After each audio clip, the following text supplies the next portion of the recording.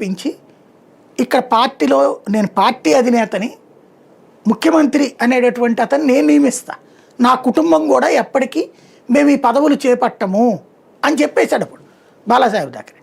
అప్పుడు మురళీ మనోహర్ జోషి వీళ్ళు ముఖ్యమంత్రిగా ఉన్నారు. మురళీ కాదు, మనోహర్ జోషి వీళ్ళు ముఖ్యమంత్రిగా ఉన్నాడు ఆ రోజున. షిండే అని చెప్పేసి బీజేపీ తరఫున ముఖ్యమంత్రిగా ఉండేవాడు ఆ రోజుల్లో.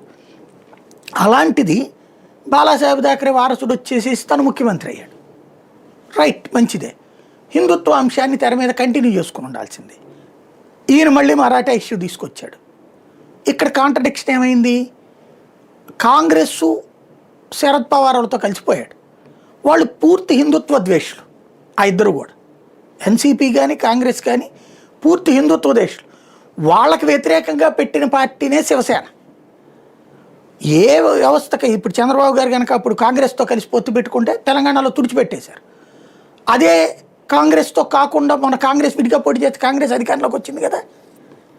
అట్లాగే అక్కడ కాంగ్రెస్తో కలిసి సర్వనాశనమైంది శివసేన.